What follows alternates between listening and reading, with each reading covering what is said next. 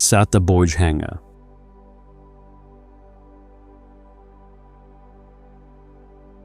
Last time, we looked at 5 states of mind the Buddha said would reliably make you worse at everything you do. 5 hindrances: sensual desire, ill will, sloth and torpor, restlessness and anxiety, doubt, corruptions of the mind, weakeners of discernment, states that, when they arise, occupy the mind and darken it, states we spent an evening mapping. Tonight, the other side of that equation. The canon does not leave the picture at the hindrances. It draws both sides, and it draws them under one law. 7 qualities the Buddha says arise when those hindrances have cleared. 7 qualities the Buddha also says must be actively cultivated. 2 lists, 1 mechanism. The canon teaches them together in the same sutta, under the same causal law. The 7 are called the satta bojjhaṅgā, the 7 factors of awakening. And their relationship to the hindrances is not quite what most treatments suggest.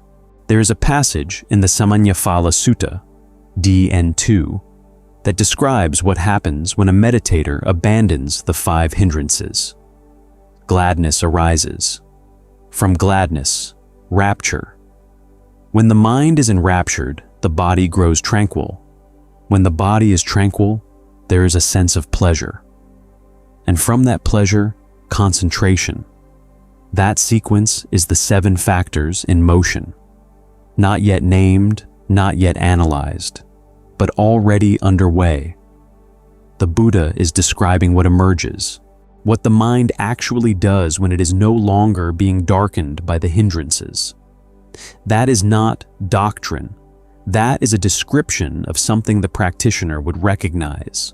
There is another passage, SN 4638, that says the same thing more directly. When a noble disciple listens to the Dhamma with full attention, on that occasion his 5 hindrances don't exist. And in that same moment, the 7 factors for awakening go to the completion of their development. 1 flip. Both movements simultaneous. That is one way the factors arise, spontaneously. When the hindrances have been cleared, something opens. But it is only half the picture. The canon also teaches that these 7 qualities must be actively developed. The word the suttas use is pīti. He develops them. He brings them into being. He feeds them. He attends appropriately to their footholds. Ṭhānissaro bhikkhu, whose translations we've been drawing on throughout this series, puts it plainly.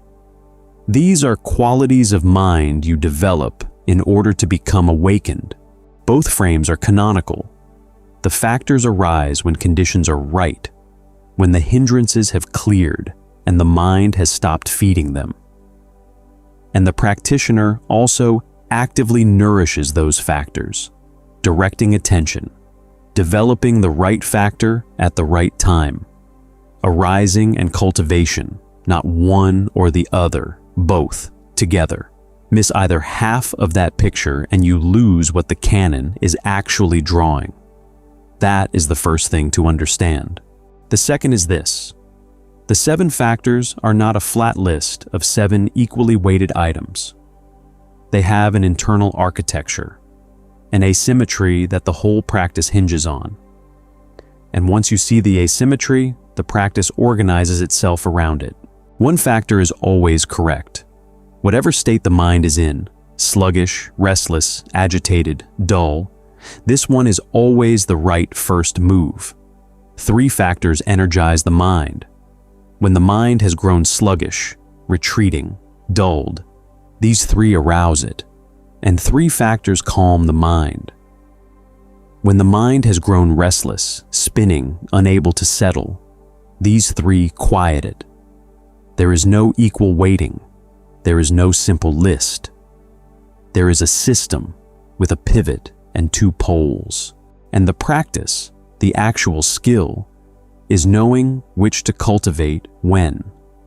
Tonight, that calibration. let me place the 7 so we have the map before us.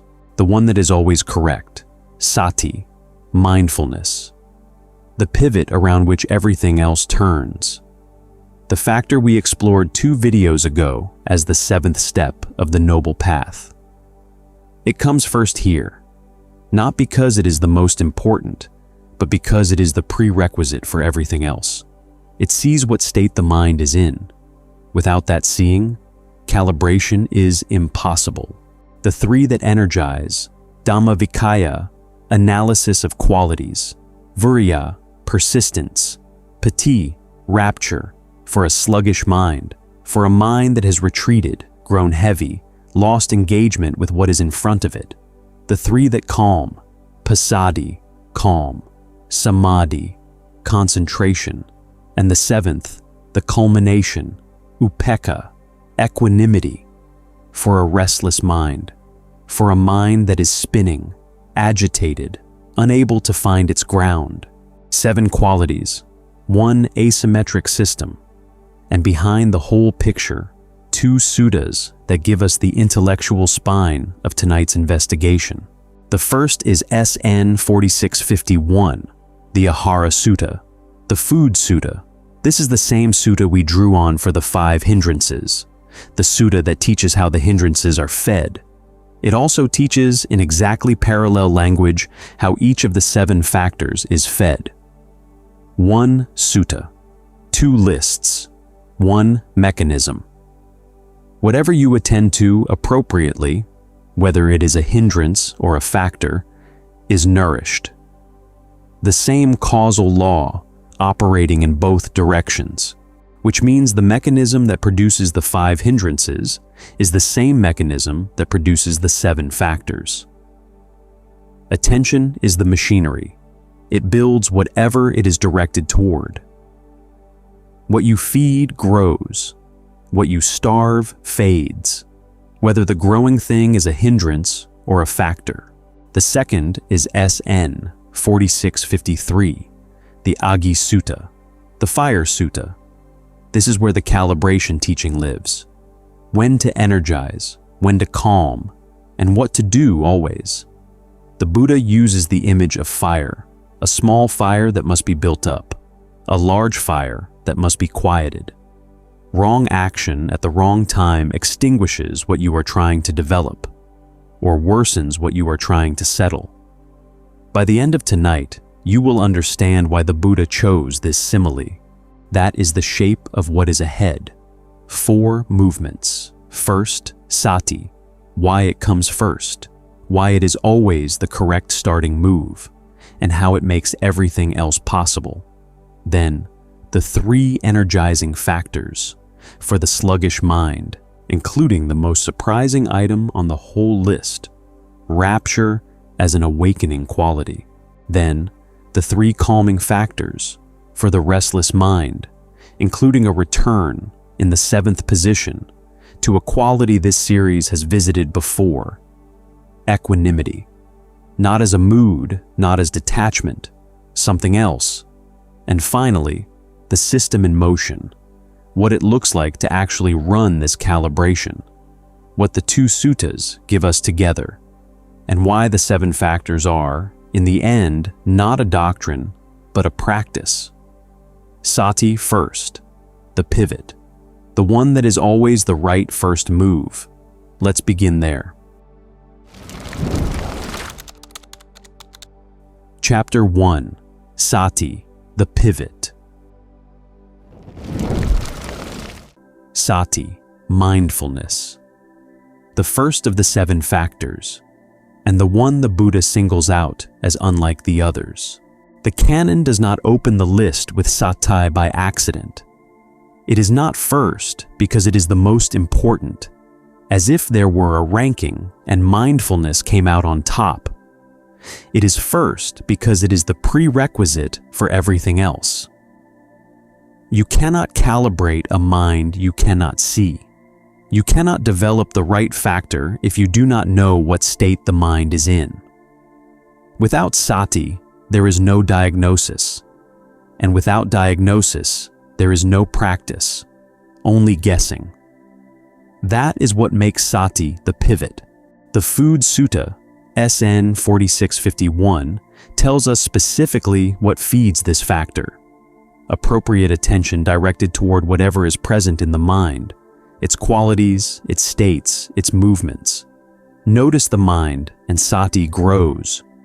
Grow sati, and you notice the mind more clearly. It is a virtuous circle. Every session of practice deepens the very faculty that made the session possible. And this is why sati is not simply a starting point that gets left behind. It is fed continuously at every stage of the path. The Buddha states this outright. Not in a treatise, not in an elaborate framework, in a single line placed at the end of the Fire Sutta. Recall the structure of SN 4653. The Buddha teaches which factors to develop for a sluggish mind, which for a restless mind. He describes the two poles carefully, matching each pole to its appropriate remedy. Dry fuel for a fire that must be built up. Wet fuel for a fire that must be quieted. And then, after both instructions are complete, he closes with a coda. One sentence. As for mindfulness, I tell you, that serves every purpose. 10 words, placed at the end of the sutta, after everything else has been said. And it is the line that gives the whole system its architecture. There are 3 factors for a sluggish mind. There are 3 factors for a restless mind. And there is one factor, mindfulness, that serves every purpose. Ṭhānissaro Bhikkhu, in his book Factors for Awakening, makes the same observation from a different angle. Every state of mind, sluggish or restless, agitated or dull, unified or scattered, has the same first step. See it accurately. See what is actually present. And that seeing is sati. His point is not that the other 6 factors are optional. They are essential in their own turn. His point is that no other factor can be applied intelligently until sati has done its work first. Every practice begins here. Why sati always? Consider the alternative.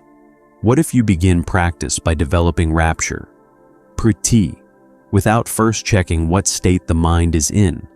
If the mind is restless, agitated, spinning, adding rapture makes it worse.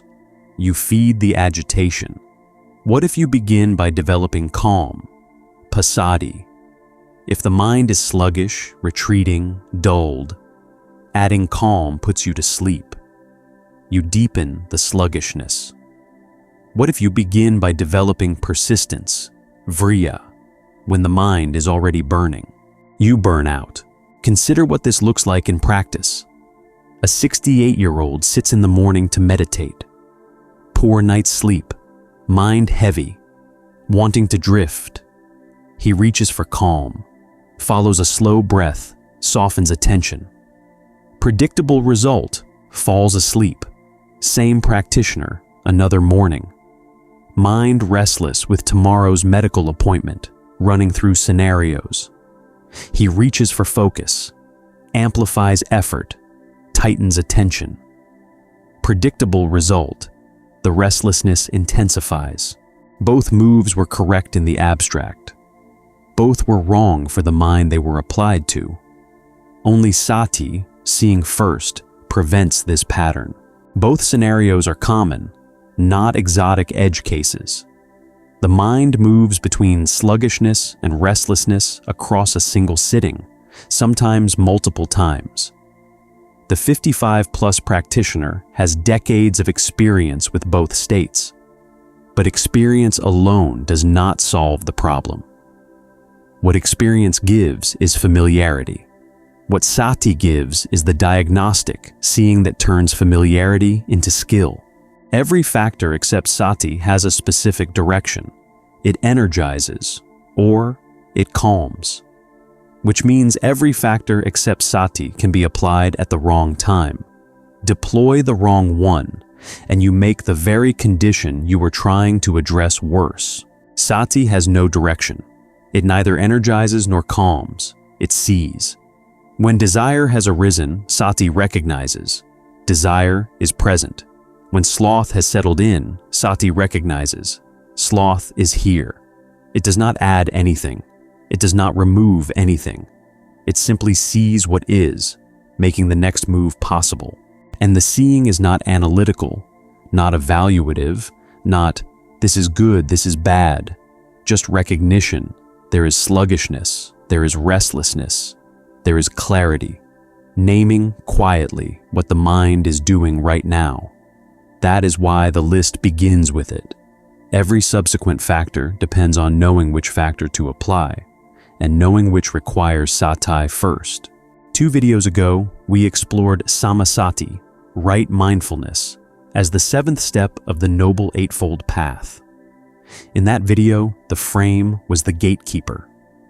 AN7, 63, the gatekeeper simile, described the trained watchman at the fortress gate.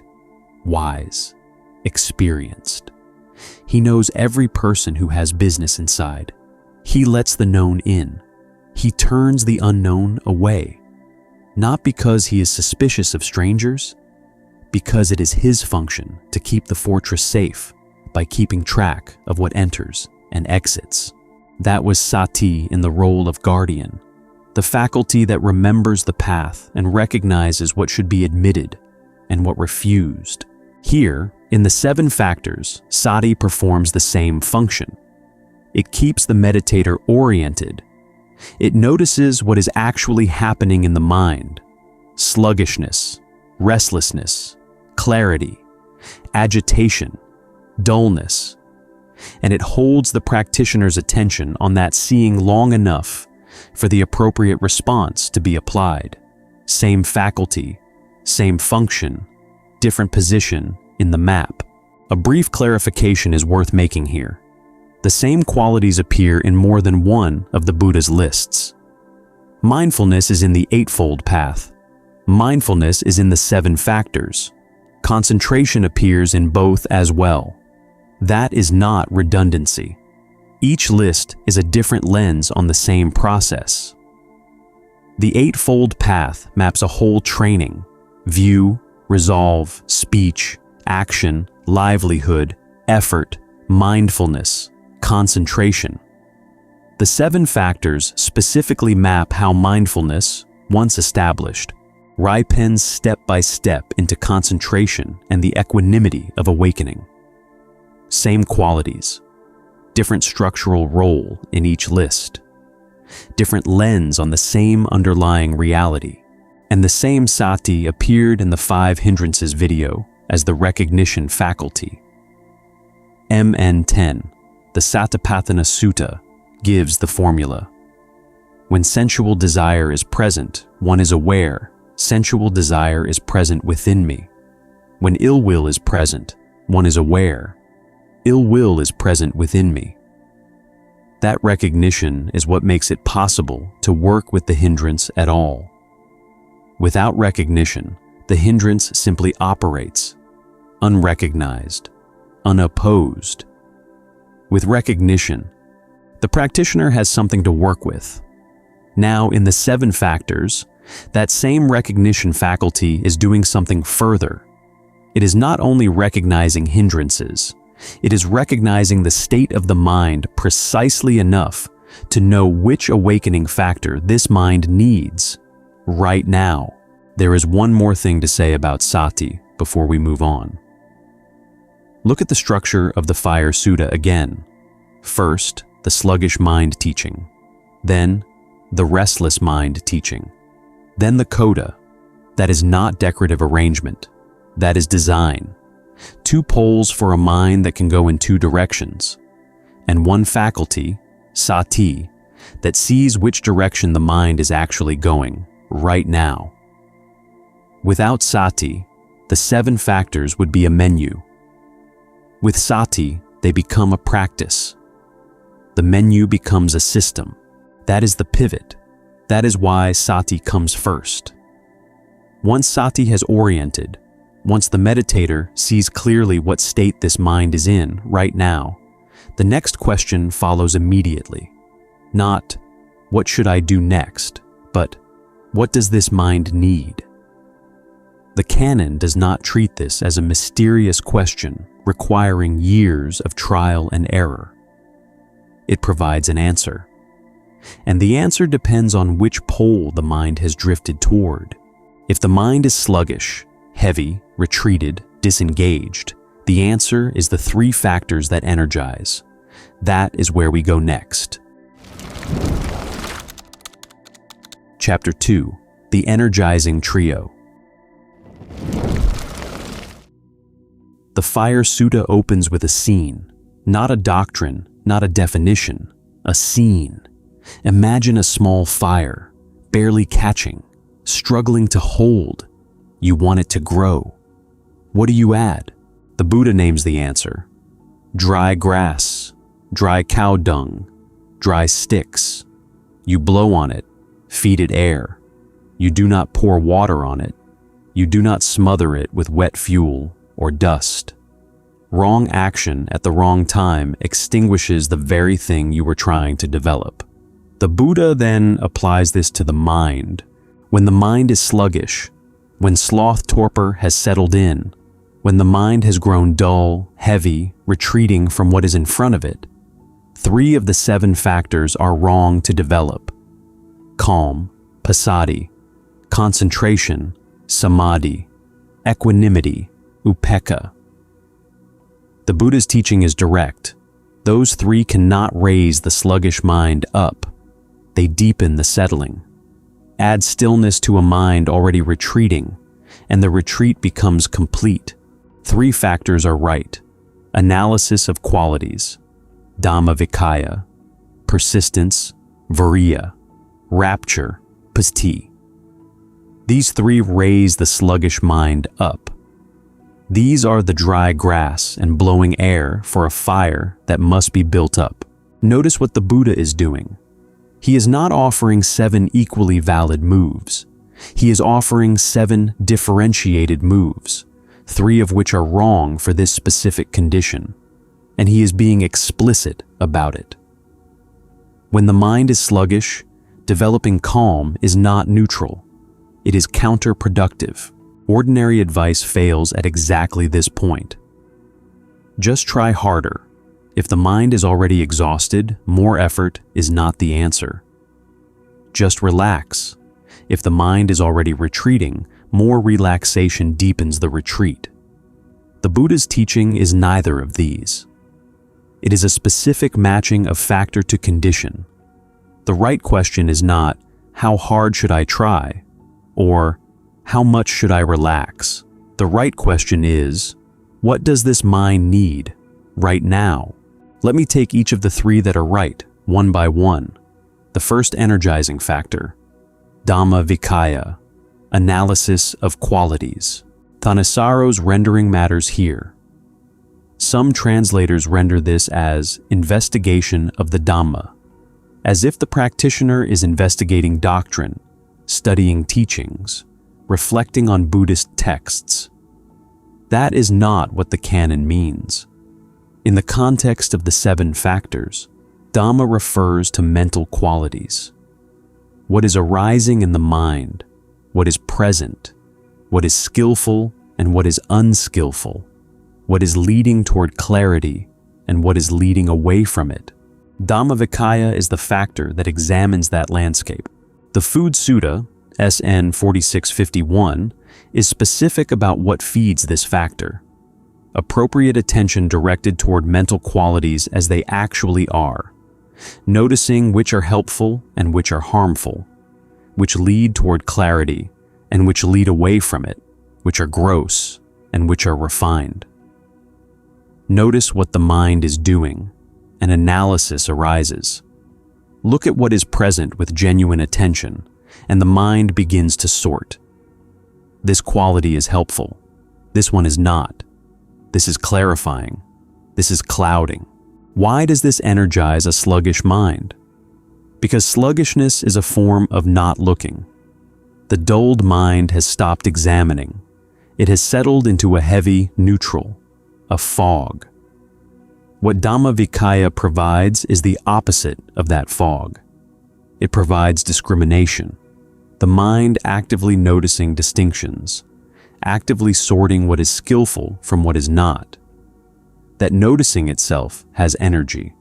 It wakes the mind up, not by force, but by giving the mind something to do that it can only do when it is present. Consider what this looks like at 60, 70, or beyond. Decades of living have given the practitioner at this stage a rich archive of mental qualities, patterns recognized across years, habits understood in detail, states of mind identified by their earliest signs. That archive is a resource. Dhamma-vicaya is the factor that puts it to work, not as rumination, not as replaying the past, but as clear-eyed investigation of what is present in the mind right now. The knowing that comes with age becomes a working tool. That is the energizing effect, not manufactured enthusiasm, not adrenaline. The natural aliveness of a mind actually looking at what is in front of it. The second energizing factor, vīriya, persistence. Ṭhānissaro's consistent rendering, not effort in the sense of strain, not energy in the sense of exertion for its own sake. Persistence, the quality of continuing to engage when engagement is difficult, continuing to apply what needs to be applied, not giving up on the practice because the mind has grown heavy. The Food Sutta names what feeds vīriya. Attention directed toward the mind's own capacity for engagement. The recognition that even in a sluggish moment, the potential to exert oneself remains. Notice that the food is not effort itself. It is the awareness that engagement is still possible, that the door has not closed, that there is still something the mind can do. This connects directly to right effort, the sixth step of the Noble Eightfold Path, which we explored several videos ago. Right effort's fourfold framework: prevent unarisen unskillful qualities, abandon arisen unskillful qualities, arouse unarisen skillful qualities, maintain arisen skillful qualities. All four require vīriya. Persistence is the fuel that keeps right effort operating. Here, in the 7 factors, we see the same quality named directly as one of the awakening factors themselves. Recall the goldsmith simile from the 5 Hindrances video. AN 3103. The Buddha compared the meditator's mind to gold being worked by a smith. Gold too cold cannot be shaped. It resists. The goldsmith blows on it, provides the heat that makes shaping possible. He does not burn the gold. He does not melt it beyond use. He provides the specific amount of heat that lets the work continue. Vīriya is the blowing, not force, not urgency, not the anxious effort of trying too hard. The specific application of energy that keeps the mind engaged when it would otherwise retreat.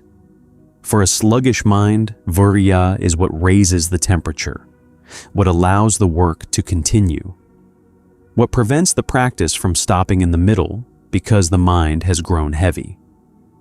The third energizing factor, and the one that most surprises the modern reader when it appears on this list: pīti. Rapture. Rapture as an awakening quality? The word might sound out of place. Rapture in ordinary English suggests strong, pleasurable feeling, the response to a beautiful piece of music, a stunning view, an ecstatic experience. Something intense, something that arises from stimulus. If that is what pīti meant, it would not belong on this list. The canon is careful here. There is a sutta, SN 3631, that draws the distinction directly. The Buddha describes different kinds of rapture. There is the rapture that arises from the 5 strings of sensuality, agreeable sights, sounds, smells, tastes, tactile sensations. Pleasant stimulus meeting a mind that responds. That kind of rapture the Buddha calls samisa pīti, rapture of the flesh, bound to the senses, dependent on external input. And there is another kind, the kind that arises when a meditator, having withdrawn from sensual concerns, having settled the mind through concentration, experiences a rapture born of that seclusion, born of concentration itself, not caused by anything outside, emerging as a quality of a mind that has grown still enough that its own clarity becomes palpable. The Buddha's phrase for this rapture, this is called rapture not of the flesh, niramisa pīti, non-sensual rapture, the rapture of the first and second jhana, the meditative absorptions the canon describes in detail, not the response to a pleasing stimulus, the natural aliveness of a mind whose static has cleared.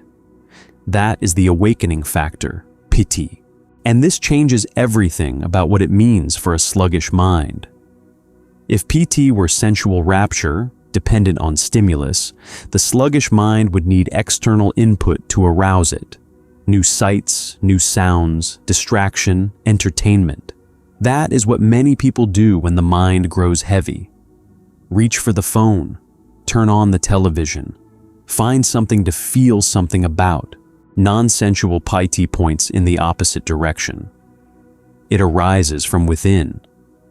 When the mind has been given the right conditions, when it has stopped feeding on external stimulation, when it has been steadied through concentration, a kind of joy arises that is not dependent on anything outside.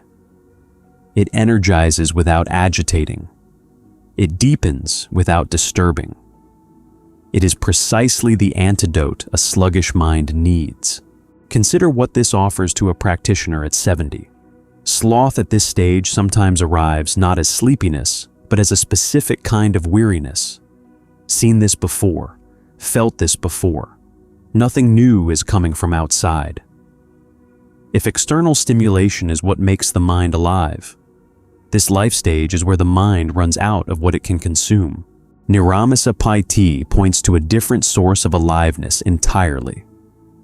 Not what comes in through the senses, but what emerges when the mind has settled deeply enough to touch its own natural clarity. A warmth that does not require anything new from outside. A joy that has always been available and simply requires the right conditions to arise. That is why the Buddha placed pīti on this list. Not the rapture of stimulation, the rapture that arises from within a mind that has learned to be still. 3 factors for a sluggish mind. Analysis of qualities, persistence, rapture, non-sensual, born of settled attention. The dry grass and blowing air for a fire that must be built up. But the fire simile has another side. What about a mind that is not sluggish but restless? A mind that is not too cold but too hot, spinning, agitated, unable to settle? Adding dry fuel to that mind would be catastrophic. Blowing on that fire would only make it worse. The Buddha's fire. Sutta has a second scene, a different fire, a different response, 3 different factors. That is where we go next.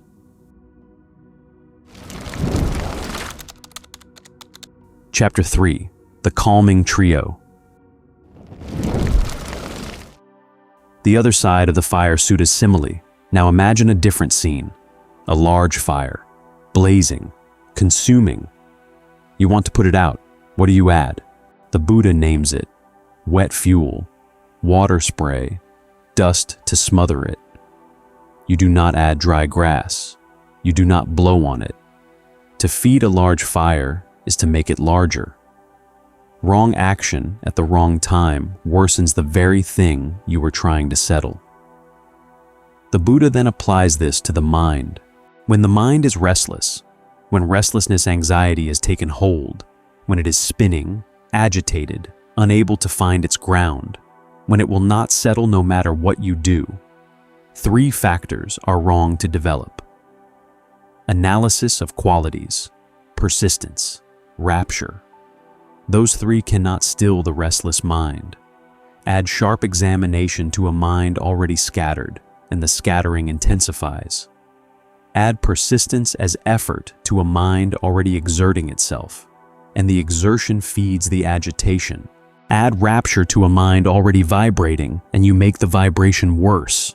3 factors are right: calm, passaddhi; concentration, samādhi; equanimity, upekkhā. These 3 settle the restless mind. These are the wet fuel and water for a fire that must be quieted. Notice, the exact 3 factors that were wrong for a sluggish mind are correct here. The exact 3 that were right there are wrong here. This is the calibration.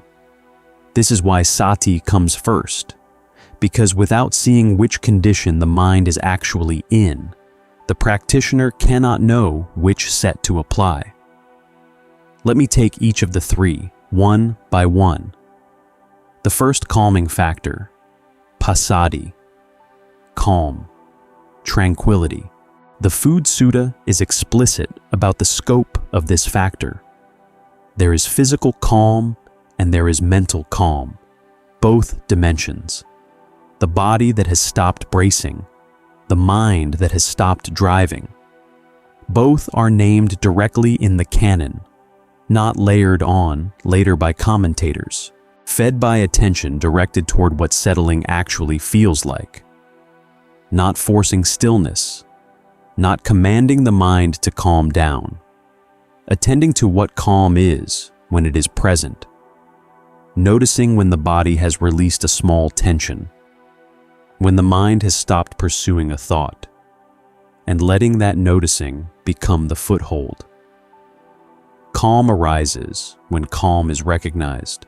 Why this settles a restless mind? Because restlessness is a form of continuous doing. The restless mind is always moving, reaching, planning, worrying, rehearsing. What passaddhi offers is not the elimination of movement, but the recognition that beneath the movement, calm is available.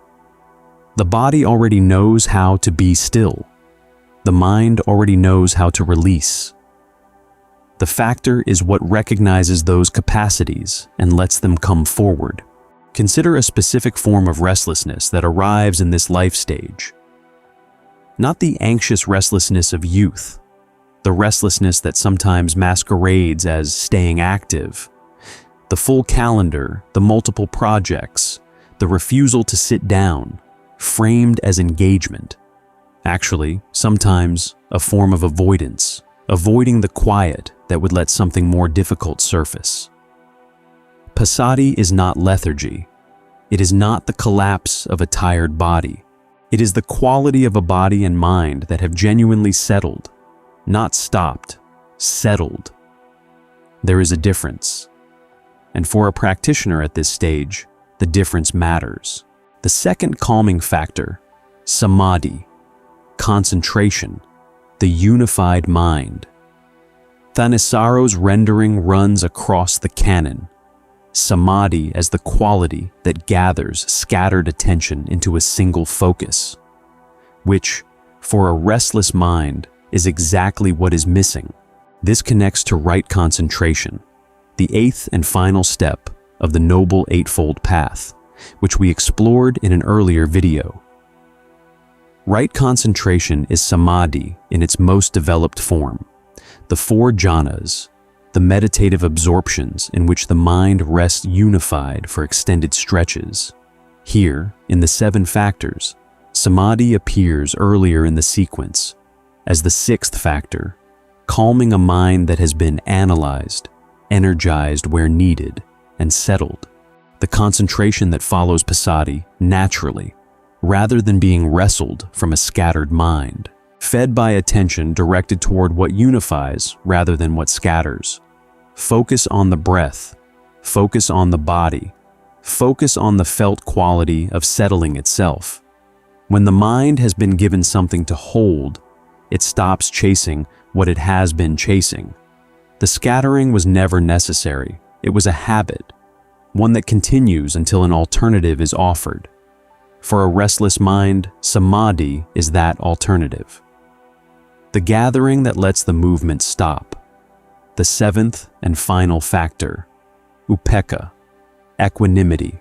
And here I want to connect the threads of this series explicitly, because this quality has appeared before in our exploration, twice. As the fourth Brahma-vihara, the divine abidings we examined in an earlier video, upekkhā was the equanimity of relations, the evenness of mind that could remain steady in the face of others' joy and others' suffering.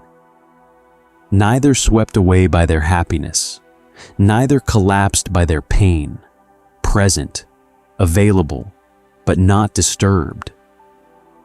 That was equanimity in the context of interpersonal life, as the quality of the fourth jhana, the deepest of the standard 4 meditative absorptions we explored in the right concentration video. Ṭhānissaro is explicit.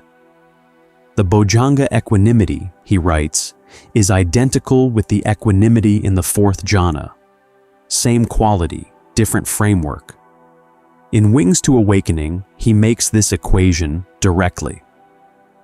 The awakening factor upekkhā we are examining now is not merely similar to the equanimity of the fourth jhana.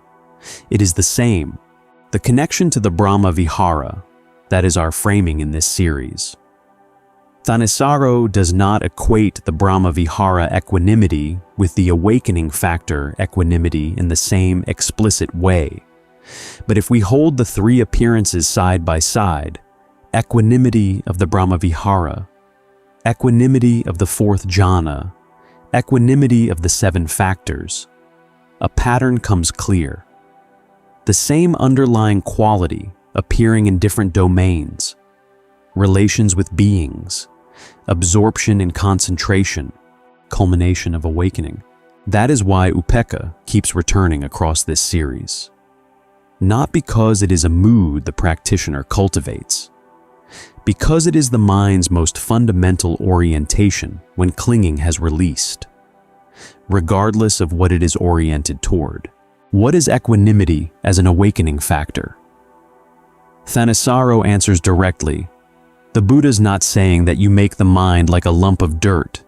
That is worth pausing on, because it names precisely what upekkhā is not passivity, not blankness, not the deadening of a mind that has stopped caring. If someone told you, become equanimous, and you understood it that way, you would be turning yourself into a stone. And the Buddha is explicitly not teaching that. What is being taught is different. Upekkhā is the mind that is neither reaching toward the pleasant nor pushing away the unpleasant. Not because it has given up, not because it has anesthetized itself, because reaching and pushing have become unnecessary. The fire, to return to the Buddha's image, has gone out, not extinguished by force. The fuel is gone. There is nothing left to burn. That is why equanimity is the 7th factor. Not because it is arrived at after passaddhi and samādhi as a sequence to be marched through mechanically, because it is what naturally arises in a mind that has been settled, unified, and no longer needs to reach or push. Equanimity is the shape of a mind at rest in its own natural clarity. And for a restless mind, the mind we have been calibrating for in this chapter, equanimity is the final settling. The mind that has been calmed, unified, and now in upekkhā simply rests, not fighting, not clinging, present, available, but no longer driven. Consider what this offers to a practitioner at this stage. Decades of reaching for what was pleasant, decades of pushing away what was unpleasant, and knowing, at some level, what all of that cost. The energy expended. The clinging that never quite delivered what it promised. The pushing that never quite eliminated what it feared. Equanimity is not a state the young aspire to. It is the quality that becomes intelligible when the practitioner has enough experience of both reaching and pushing to know that neither, in the end, is the answer. That is the seventh factor, and with it, the map is complete. 3 factors for a restless mind: calm, concentration, equanimity, the wet fuel and water for a fire that must be quieted, together with the 3 for a sluggish mind, and the pivot factor of Sati. We have the whole system.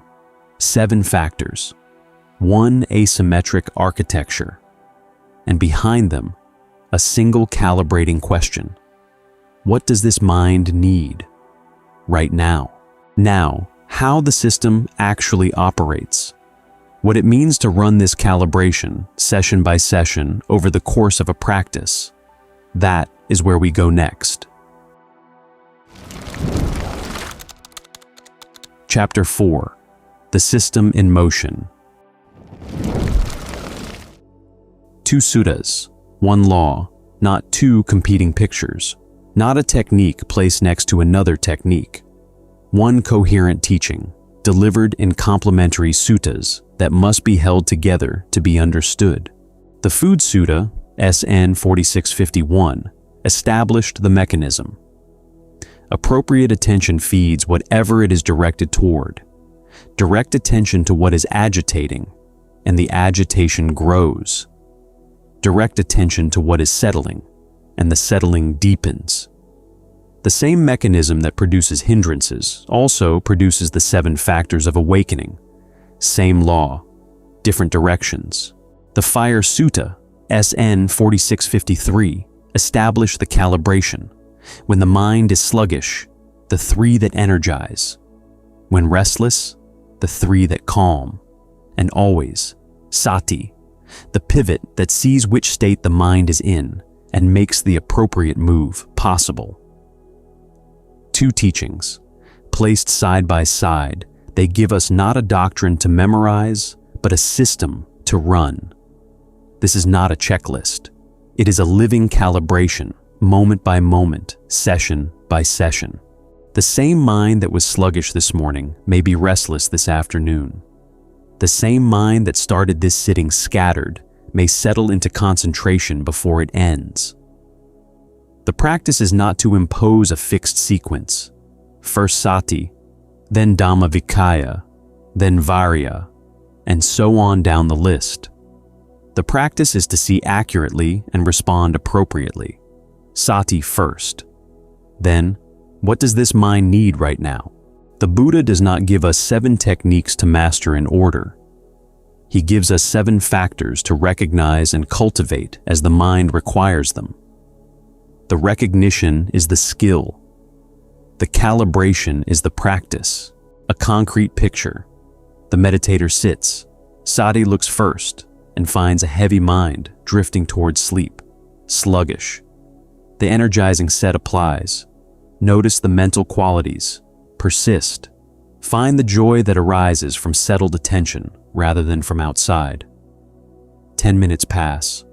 The mind has cleared. But now it is racing, running tomorrow's appointment, an unfinished conversation, restless. Now the calming set applies. Settle, unify, rest. Same sitting, 2 calibrations. That is what the system looks like when it is running. There is one more image the canon offers of how the factors arise. When a noble disciple listens to the Dhamma with full attention, as SN 4638 tells us, on that occasion, the 5 hindrances do not exist, and the 7 factors go to the completion of their development. Notice what this suggests. The teaching itself, received with full attention, is one condition under which the whole system moves. What you are doing right now, attending to a Dhamma teaching on the 7 factors, is precisely the condition SN 4638 describes. Recall the sequence from the Fire Sutta. When the hindrances are abandoned, gladness arises. From gladness, rapture. When the mind is enraptured, the body grows tranquil. When the body is tranquil, pleasure. And from pleasure, concentration. That sequence is the 7 factors in motion. Gladness opens into pīti, the non-sensual rapture we now understand. Rapture leads to passaddhi, the physical and mental calm the canon names directly. The calm body settles into samādhi, the unified mind. And in the depth of that unification, upekkhā, equanimity, is what the concentrated mind rests in. The map the 7 factors provide is not unfamiliar territory. It is what the meditator has already recognized in practice, now named, structured, made teachable. At 60, 70, or beyond, there is a different relationship to sluggishness and restlessness than at 25. The body knows tiredness in a different way. The mind knows the particular restlessness of a life with open questions and diminishing time. The 7 factors are not a young person's practice. They are a calibration system that becomes more precise, more intelligible, as the practitioner has more to calibrate against. The archive of experience, decades of watching this same mind move between its poles, is not a burden. It is the material the calibration works with. What was lived becomes what is seen. Sati, always. Dhamma-vicaya, when the mind needs to see clearly. Vīriya, when the energy has retreated. Pīti, when the joy needs to arise from within rather than from outside. Passaddhi, when the body and mind need to genuinely settle. Samādhi, when the mind needs to unify. Upekkhā, when the reaching and pushing can finally rest. 7 factors, 1 asymmetric system, 1 life to run it in. The hindrances block the factors. The factors dissolve the hindrances. The canon teaches them together in the same sutta, under the same law. And at the center of the system, the Buddha's own coda. Mindfulness serves every purpose.